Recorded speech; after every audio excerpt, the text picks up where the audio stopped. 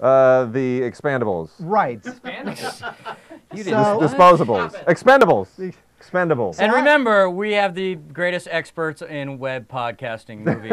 I'm like telling everybody, that's our new thing, is like, look, we have the experts. These guys are real. They're Los Angeles Film Critics Association. We are the only movie podcast that has the real deal and the second coming of Robert and Ebert. No, Ebert, Siskel and Ebert, I'll say. Yeah. But now you guys don't even know the names of the movies. Never mind. It just shows that we're not stuffed shirts. That's it. We're hip with the kids. What's it called again? You should spike up your hair. By the way, producer Mike got a haircut.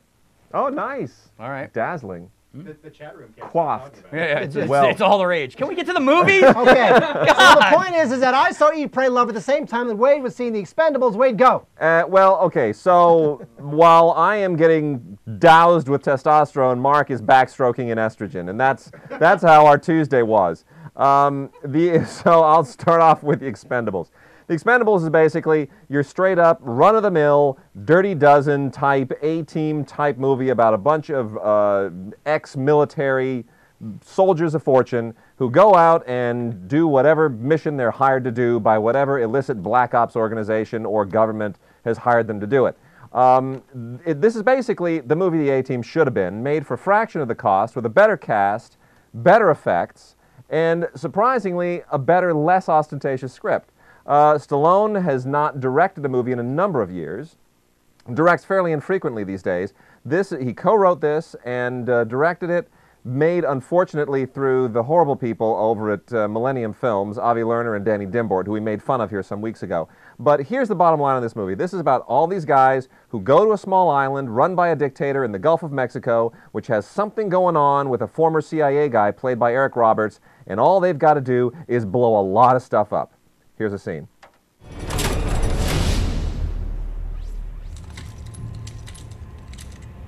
Drop your guns! I'll take the 4 on the left. Why don't you take the 2 on the right and leave the rest alone? You should take the 2 on the right. You're not that fast anymore.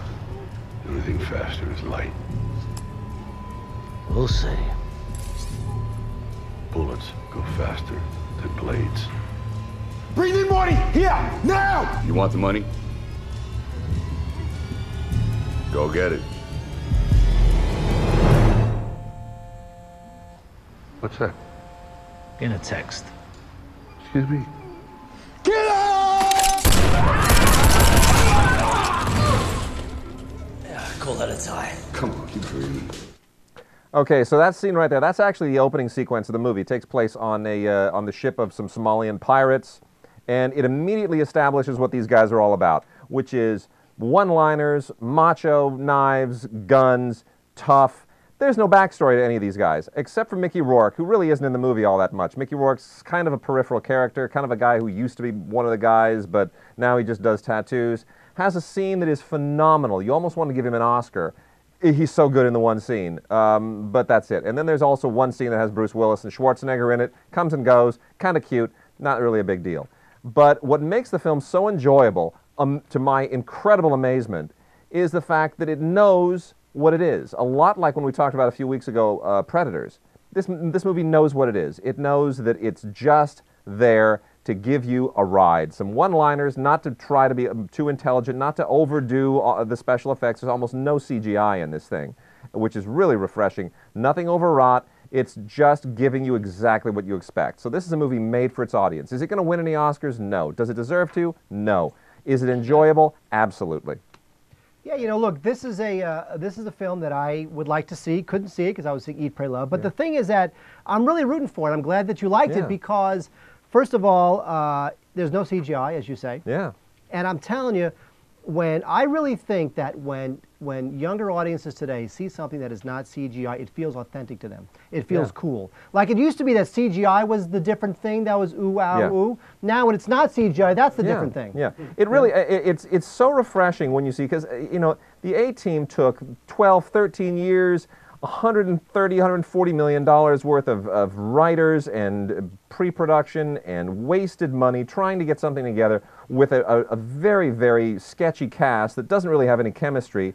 And the whole thing ultimately feels just horribly, horribly derivative and like a horse by committee, you know? It it's not of a piece. And to take over a decade to do that, when here all you had to do was just, Stallone finds a script that he likes, works on the rewrite, pulls a bunch of buddies together, gets Avi Lerner to throw some money at him, and for a fraction of the cost, they make something that really is the vision of one guy. And that's the bottom line. It's Stallone saying, I'm going to do the kind of film that I know how to do. And I'm not going to try to pretend that it's more than that. I'm just going to do my thing, and I'm going to just direct it very workmanlike, very efficiently. We're going to give the audience the little zippy one-liners and the setups and the payoffs and the fight scenes and the explosions and the guns, and they're going to walk away satisfied, and we're going to leave it at that. And that's all it is. And it owns what it is, and you have to respect it for that. And I was reading that Stallone also tried to get Jean-Claude Van Damme in the film. The funny thing, I was thinking during the end, as the credits were rolling at the end, I thought, this movie needed Van Damme. He tried. It needed Van Damme. And it's interesting because all the guys that you see in the poster, they're not all on the same side. They're not all necessarily even on screen at the same time. I mean, it's very much about Stallone and Jason Statham. That's the tandem that really anchors the movie. And Jet Li kind of a little bit in a third role, and then Dolph Lundgren is really interesting in the way that he figures into it as well. And the other guys are just there for the ride. And there are even some other people who show. Eric Roberts is terrific in this. He really is. Eric Roberts has some lines that would have been just kind of throwaway lines. His delivery honestly, I'm sitting in the Clarity screening room, and you know how big the Clarity, tell everybody how big the Clarity screening room is. It's one of the bigger independent rooms. But it's not like you got 500 people in a room. So when people laugh in a small screening room, you're very much aware of whether or not something is working in the room or not. If you're in a room with 500 people and 100 people are laughing, it can sometimes feel like everyone is laughing. It's a number. But if you feel anyone laughing or not laughing in a small room, it's obvious, and you know if the movie's working or not. In the Clarity, there were some line readings by Eric Roberts that had people in stitches. I mean, the room erupted. It was hilarious. Well, I'm going to pay to see it. I admit it. Yeah. I will pay to see this movie because I want to see it. I'm rooting for it. Hope it does well. And I'm going to point out, for anybody who's a fan, Gary Daniels is in this movie too. I know you're looking at the poster. You see all the big names and all the WWF wrestlers and Jet Li and Stallone and Schwarzenegger and Bruce Willis. Gary Daniels is not one of them. But if you know who Gary Daniels is, you're going to want to see this. Gary Daniels, great martial artist. Do you know who Gary Daniels is? Was he the evil guy in Karate Kid? No.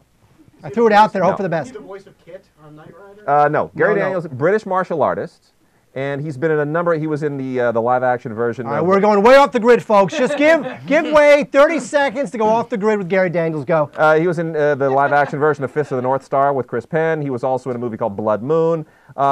He fights Jet Li in this thing. And an awesome fighter. He's fought Jackie Chan on screen, fights Jet Li on screen. One of the few people ever to have fought Jackie Chan and Jet Li together in his career. That's fantastic. Isn't that nice bit of trivia? Thank you.